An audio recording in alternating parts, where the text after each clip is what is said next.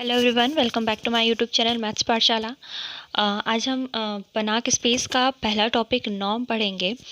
तो उसका स्टेटमेंट है, let X be a non empty set and X is a linear space over the field K and then a function norm from X to R is set to be norm on X if it satisfies the following condition. ठीक है, मतलब कि x जो है वो कोई non empty set है और x ही क्या है, लीनियर स्पेस है ओवर द फील्ड के। ये जो फील्ड के है उसमें x जो है वो लीनियर स्पेस है। तब हम a function norm from x to r, तब हम एक फंक्शन जो कि x टू r में डिफाइन है उस नॉर्म को, उसे हम नॉर्म कहेंगे अगर वो ये कुछ फॉलोइंग कंडीशंस हैं चार, उसको सेटिस्फाई करता है तब। ठीक है, तो सबसे पहला कंडीशन क्या है, चूँकि हम नॉर्म डिफाइन कर रहे हैं इसलिए हम इसको कंडीशंस को n1 n2 n3 n4 करके लिखेंगे। तो n1 क्या है, मतलब सबसे पहली कंडीशन क्या है, norm of x is greater than or equal to 0 for all x belongs to capital X। ठीक है, मतलब कि हर एक x की हर एक वैल्यू के लिए जो कि कैपिटल X में बिलोंग कर रही है उसके लिए हमारा नॉर्म ऑफ x जो है वो 0 से बड़ा या फिर 0 के बराबर होना चाहिए। दूसरा है n2, norm of x is equal to 0 if and only if x is equal to 0। मतलब ये दोनों कंडीशंस एक दूसरे के लिए हैं कि अगर नॉर्म ऑफ x 0 है तब x इज़ इक्वल टू 0 होगा, और अगर x इज़ इक्वल टू 0 है तो norm of x is equal to 0 होगा। ठीक है, तो ये कन्वर्स हैं एक दूसरे के लिए, सफिशिएंट हैं। तो ये हो गई हमारी सेकेंड कंडीशन। तीसरी है, norm of x plus y is less than or equal to norm of x plus norm of y for all x comma y belongs to x। मतलब x की जो भी वैल्यू x और y जो values हैं वो दोनों क्या हैं, x में बिलोंग कर रही हैं। मतलब x y की हर एक वैल्यू के लिए जो कि x में बिलोंग कर रही है, norm of x plus y is less than or equal to norm of x plus norm of y होगा। इस कंडीशंस को हम बोलते हैं ट्रायंगुलर इनइक्वालिटी। ठीक है, फोर्थ है, norm of alpha x is equal to mod of alpha norm of x। चौथी कंडीशन क्या है कि norm of alpha x is equal to mod alpha norm x. तो ये चूँकि अल्फ़ा जो है वो कांस्टेंट है तो अल्फ़ा बाहर आ जाएगा, मॉड अल्फ़ा हो जाएगा और एक्स जो है वो हमारा नॉर्म में रहेगा। इस कंडीशन को हम क्या बोलते हैं,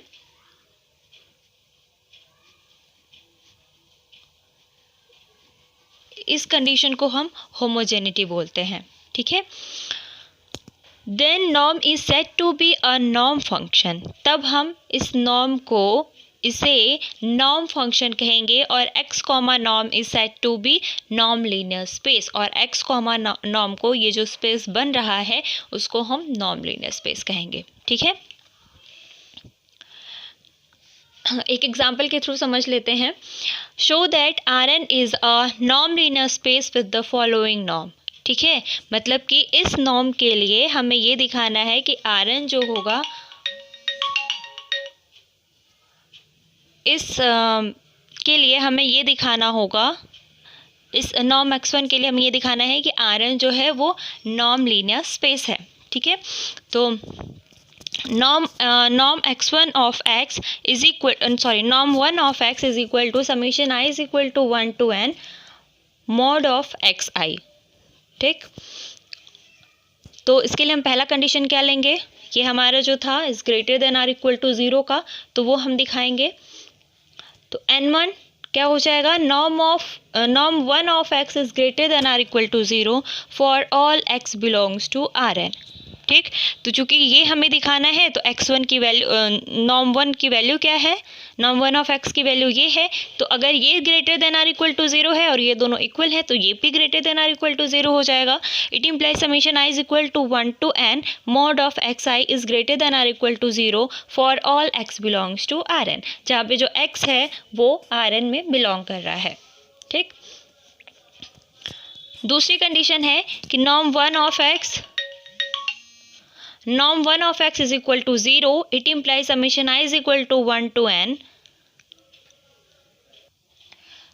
तो अब हम दूसरी कंडीशन क्या है कि norm 1 of x is equal to 0, it implies summation i is equal to 1 to n mod of x i is equal to 0। ठीक है, यहाँ पे दूसरी कंडीशन थी कि norm of x is equal to 0 if and only if x is equal to 0। हम इसे दिखाने जा रहे हैं। तो क्या हो जाएगा, हम नॉर्म 1 ऑफ x को 0 लेंगे तो it implies summation i is equal to 1 to n mod of x i is equal to 0 हो जाएगा।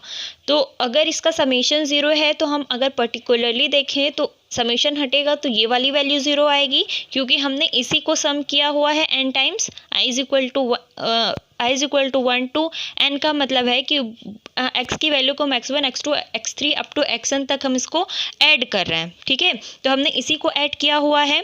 तो अगर ये पूरी वैल्यू 0 है तो इंडिविजुअली अगर देखेंगे तो mod of x i is equal to 0 हो जाएगा for all i is equal to 1 to n। ठीक है, अब mod of x i is equal to 0 है तो एक्स आई भी 0 होगा। तो x i is equal to 0 for all i is equal to 1 2 3 up to n। तो x is equal to, अब x की वैल्यू क्या है, n टाइम्स 0 आ जाएगी, मतलब x1 की भी 0 x2 की भी 0 अप टू xn की भी 0। हम i को जितना वेरी करवाएंगे n तक उतने टाइम्स हमें ये 0 मिल जाएगा। ठीक है, अब इसका कन्वर्स पार्ट देख लेते हैं। Conversely x is equal to 0 हम लेंगे n टाइम्स तक। तो अगर x 0 है तो एक्स आई, अब इसको हम लिख सकते हैं कि वेरी करवाएंगे, चूँकि ये कई टाइम्स में 0 आ रहा है तो x को हम वेरी करवा सकते हैं।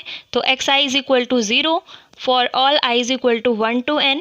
तो mod of x i is equal to 0 हो जाएगा, मॉड भी ले लेंगे तब भी इसकी वैल्यू 0 ही आएगी for all i is equal to 1 to n। ठीक है, अब अगर हम इसका समेशन लगा ले तो भी ये वैल्यू 0 आएगी। Summation i is equal to 1 to n mod of x i is equal to 0 हो जाएगा। It implies norm 1 of x is equal to 0। अब हमें ये चूँकि दिखाना था कि नॉर्म x अगर 0 है तो x इज इक्वल टू 0 होगा, x इज इक्वल टू 0 है तो नॉर्म x 0 होगा। यही हमने यहाँ पे दिखा दिया।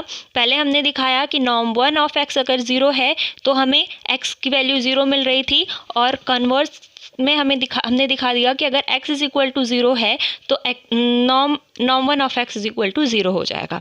ठीक है, अब इसकी थर्ड कंडीशन है norm 1 of x plus Y is equal to summation i is equal to 1 to n mod of x I plus Y आई।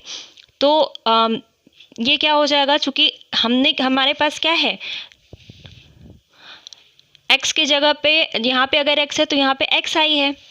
ठीक है, तो उसी तरीके से अगर हम यहीं पे x प्लस वाई कर देंगे तो यहाँ पे एक्स आई प्लस वाई आई हो जाएगा।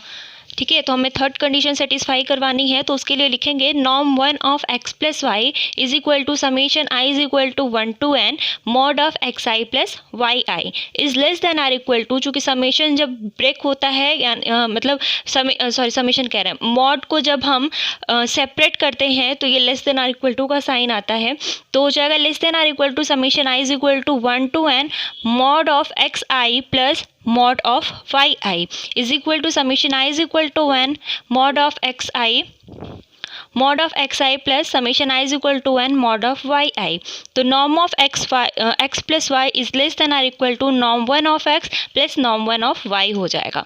ठीक है, अब फोर्थ कंडीशन है norm 1 of lambda x is equal to summation i is equal to 1 fourth condition क्या है,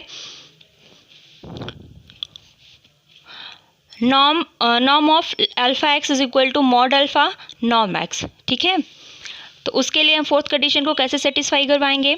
फोर्थ कंडीशन में ये है norm 1 of lambda x is equal to, यहाँ पे हम लैम्डा अल्फ़ा कुछ भी ले सकते हैं, बस कांस्टेंट होना चाहिए, is equal to summation i is equal to 1 to n mod lambda X I. ठीक, सॉरी यहाँ पे नॉर्म होगा, ये भी नॉर्म होगा, और एक मिनट, नहीं सही है, सॉरी थोड़ा सा प्रॉब्लम हो गया था। Norm 1 of lambda x is equal to summation i is equal to 1 to n mod of alpha X lambda X I हो जाएगा। क्यों, क्योंकि हमारा फंक्शन इस तरह से डिफाइन है। ठीक है, norm 1 of x is equal to, यहाँ पे मॉड था वो मैंने ध्यान नहीं दिया, तो ये हो जाएगा norm 1 of lambda X is equal to summation I is equal to 1 to n mod of lambda X I हो जाएगा, ठीक, इज इक्वल टू मॉड हमने बाहर निकाल, मॉड लेमडा बाहर आ जाएगा क्योंकि यहाँ पे आई जो लेमडा है वो आई के टर्म्स में नहीं है, सिर्फ एक्स आई है, तो ये समेशन सिर्फ एक्स आई पे अप्लाई होगा, लेमडा कांस्टेंट है तो लेमडा बाहर हो जाएगा, तो ये हो जाएगा mod of lambda summation I is equal to 1 to n mod of x I, ठीक। तो norm of lambda norm x1 of lambda x is equal to mod lambda, और ये पूरी वैल्यू किसकी है, ये पूरी वैल्यू नॉर्म 1 x की है, तो ये हो जाएगा नॉर्म 1 ऑफ x, इसको हम नॉर्म 1 ऑफ x लिख देंगे। तो हमें क्या मिल गया, norm 1 of lambda x is equal to mod lambda norm 1 of x, it implies norm 1 is a norm on Rn। इसका मतलब हो गया कि जो नॉर्म 1 है वो Rn पे एक नॉर्म है जो कि डिफाइन हुआ है, सो Rn norm 1 is norm linear space, और इस तरह से हमने चारों कंडीशन को सेटिस्फाई करवा दी। तो क्या हो गया, Rn नॉर्म 1 क्या हो जाएगा, एक नॉर्म लीनियर स्पेस हो जाएगा। आई होप आप सबको ये चीज़ समझ आई होगी, ये बेसिक है बनाक स्पेस का। अभी अगर हम इसे आगे कंटिन्यू करेंगे तो इसे डिटेल में पढ़ेंगे, फिलहाल तो ये अभी शुरुआत था। तो आई होप आप सबको अच्छे से समझ आया होगा, और कोई भी डाउट हो तो प्लीज़ मुझे कमेंट सेक्शन में बताइएगा, ठीक है। Thanks for watching.